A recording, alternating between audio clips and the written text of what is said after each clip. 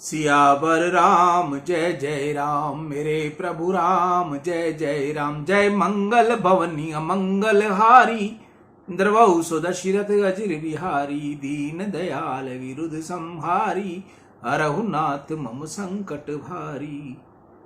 आज का पंचांग फागुन मासे शुक्ल पक्षे त्रयोदशी शनिवार। आज त्रयोदशी सुबह लगभग 7:15 तक की है, तत्पश्चात चतुर्दशी। आज का विशेष दिन रवि योग, शहीद दिवस, भक्त मीराबाई जयंती। कल होलिका दहन रात्रि को 11:15 बजे से मुहूर्त है।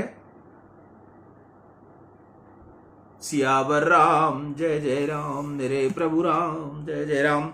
कल हमने प्रसंग छोड़ा था, राम जी की अपेक्षा राम का नाम श्रेष्ठ है। कितने ही महापुरुषों ने वर्णन किया है।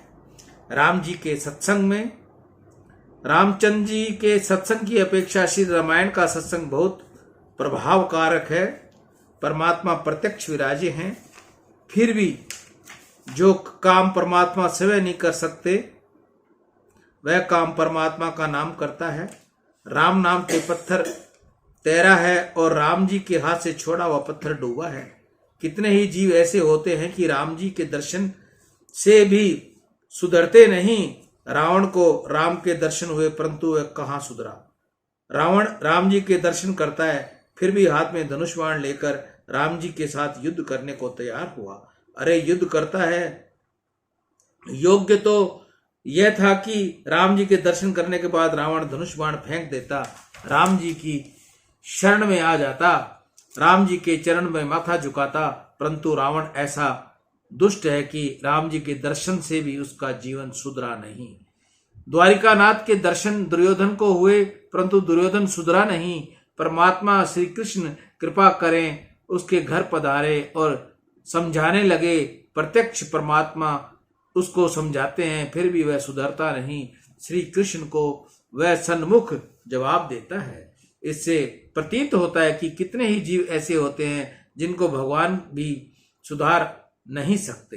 भगवान जब सजा देते हैं तब वह सुधरता है। ऐसे जीव को ईश्वर सजा करते हैं, मारते हैं और काम राम और मारते हैं। जो काम राम दर्शन से भी नहीं होता वह रामायण के सत्संग से होता है। राम जी रावण को सुधार सके नहीं, परंतु रावण रामायण का सत्संग करता था, रामायण की कथा सुनता था, राम नाम का जाप करता था तो अवश्य सुधर जाता।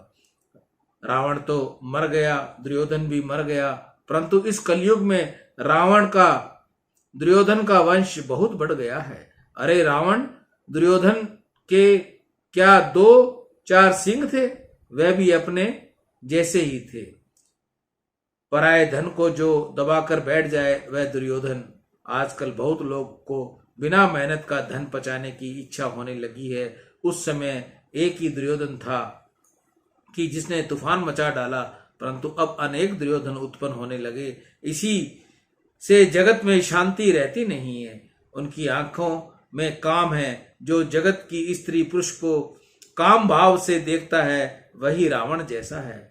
मार्ग चलती स्त्री को जिसने मन फंसे किसी से सौंदर्य में, किसी के मन लुभाने में परखी, पर स्त्री पर जो चिंतन करे वह रावण जैसा ही है।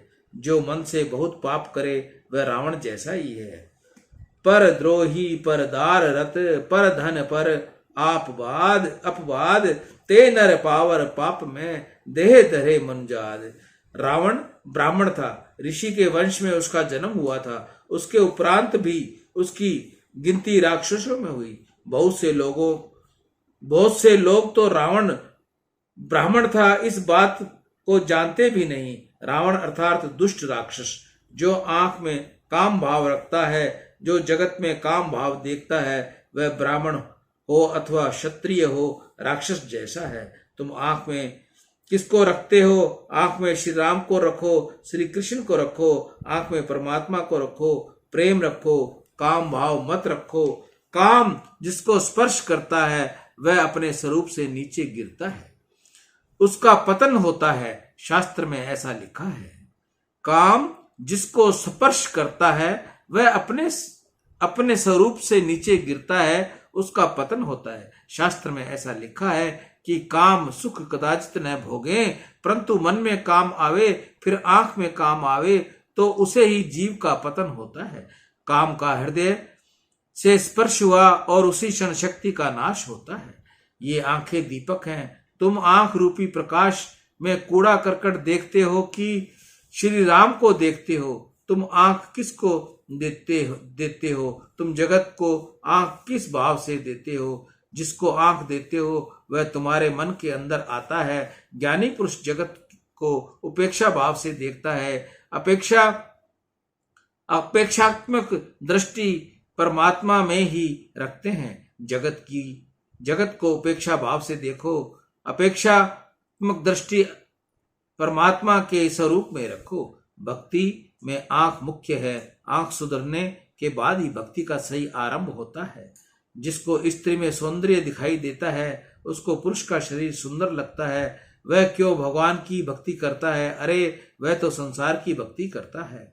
आंख न बिगड़े तब तक मन बिगड़ता नहीं। रावण की आंख बिगड़ी, रावण का मन बिगड़ा, रावण की वाणी बिगड़ी, रावण का समस्त जीवन बिगड़ गया। अधिक तो क्या कहूं, हजारों वर्ष हो गए, रावण का नाम भी बिगड़ गया। लोग अपने बालक का नाम राम रखते हैं, परंतु किसी को भी रावण नाम रखना पसंद नहीं। किसी ने भी रावण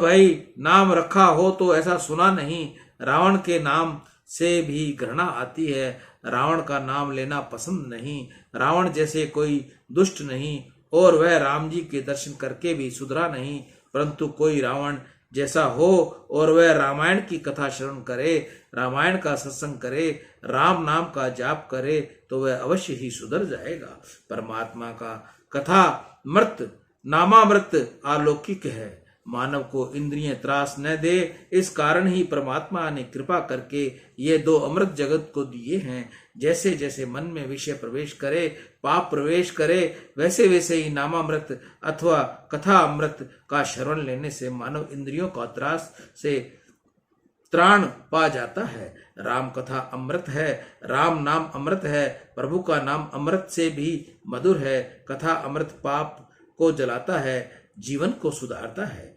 आपका भक्षण करने वाला जो काल है, उसका भक्षण करने वाले श्री राम जी हैं। रावण को मारने के लिए राम जी को इतनी खटपट, इतनी लीला करने की क्या जरूरत थी? श्री राम तो परमात्मा है, सर्वशक्तिशाली हैं, काल के भी काल हैं। संकल्प मात्र से राम जी रावण को मार सकते थे, परंतु राम जी ने ये समस्त लीला इस कारण से की है कि लोग रामायण का पाठ करें, श्रवण करें, उतने समय तक जगत को भूल सके। श्री रामचंद्र जी ने रावण को मारने के लिए अवतार धारण किया नहीं, परंतु कलयुग के लोगों का ये लीला सुनाकर उसमें तन्मय हो, इसलिए ही यह समस्त लीला की है। भगवान की लीला कथा मोक्षदायी है।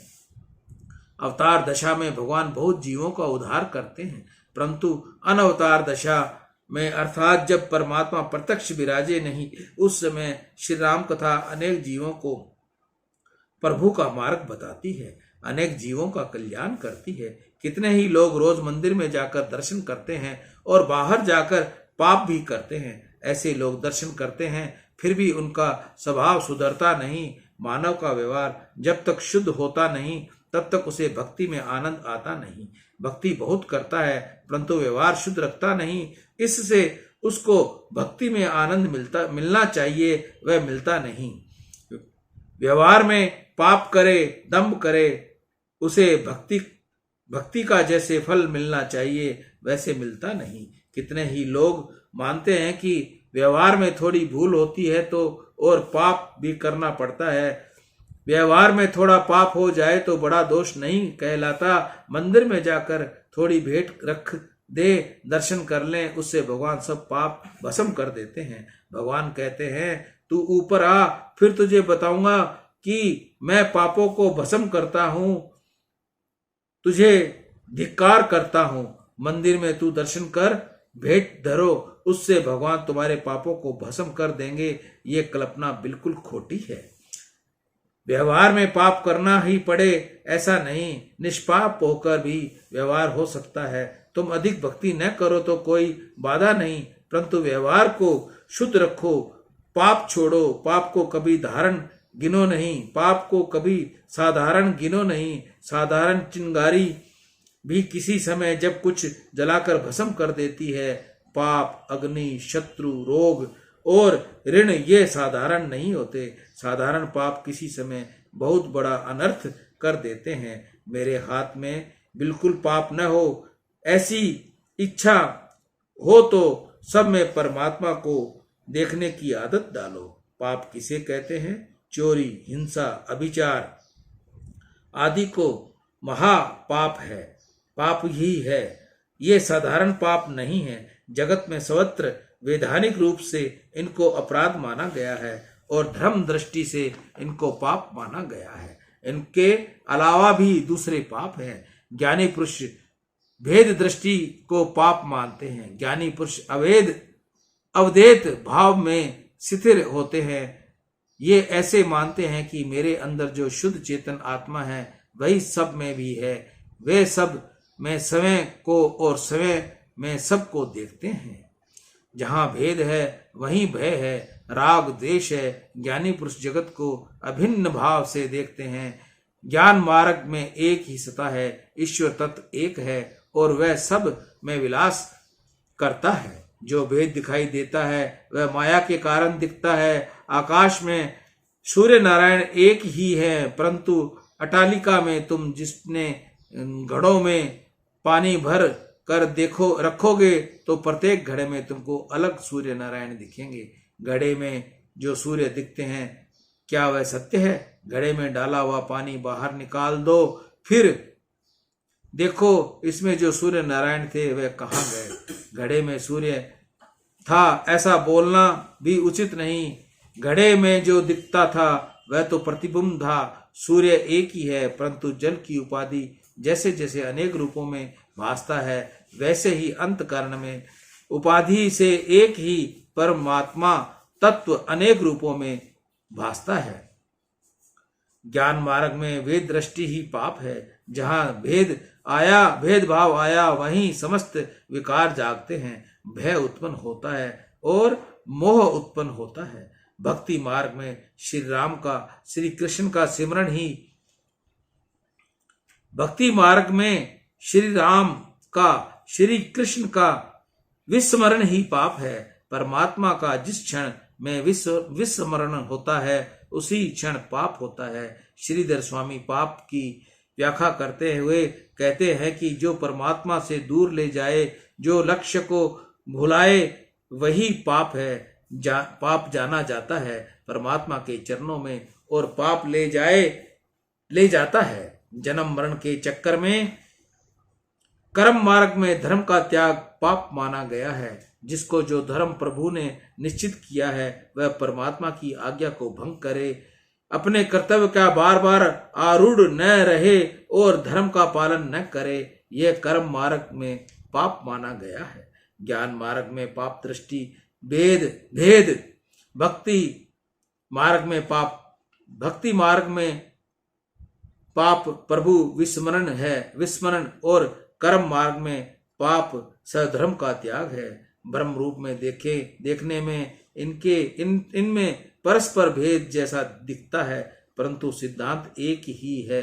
पाप से बचना हो तो समय में भगवत भाव रखो, सब में भगवत भाव रख कर व्यवहार करो। सब में एक ही प्रभु विराजे हैं ऐसा समझकर व्यवहार करोगे तो व्यवहार भी भक्ति बनेगा। स्वामी रामदास जी ने दास बोध में लिखा है कि जिसको व्यवहार करना आता नहीं वह भक्ति कर सकता ही नहीं। व्यवहार और भक्ति को अलग मत मानो, ईश्वर चैतन्य रूप में सब में है ऐसा अनुभव करने की आदत डालो। ऐसी आदत जिनकी पड़ जाएगी उनकी प्रत्येक क्रिया भक्ति में और ज्ञान में बनेगी।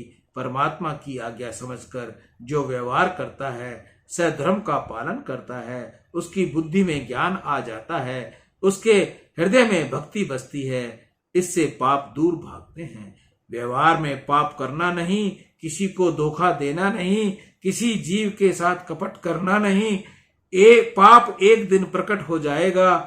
पाप को पारा बाहर आए बिना नहीं रहते, ये कभी गुप्त रह सकते नहीं। सियावर राम जय जय राम, मेरे प्रभु राम जय जय राम। जय मंगल भवनीय मंगल हारी, द्रवौ सुदशरथ अजर बिहारी। दीन दयाल विरुद्ध संहारी, हरहु नाथ मम संकट भारी। आज की कथा को यहीं विराम देते हैं। कल क्रमशः इसी कथा पर दोबारा हम आपको बताएंगे। गंग सकल मुद मंगल मूला, सब सुख कर नहीं हर नहीं सब सूला। कही कही कोटि कथा प्रसंगा, राम बिलो कही गंग तरंगा। सचिवही अनुजही प्रिय सुनाही, विबुध नदी महिमा अधिकाही। मजनु कीन पथ शम गयहु, सुचि जल पियत मुदित मन भयहु। जोरी पानी बर मांगो एही, सिया राम पद सहज सनेही। अर्थ न धर्म न काम रुचि, गति न चहु निर्वाण। जन्म जन्म रति राम पद, यह वरदान नान। सीता राम चरण रति मोरे, अनुदिन बढ़हु अनुग्रह तोरे। बोल गंगा मैया की जय। मैं ईश्वर हरवानी ईशु तुलसी की माला गंगा दर्शन से रोज गंगा दर्शन लाइव आपको दिखाता हूं, रोज का पंचांग बताता हूं।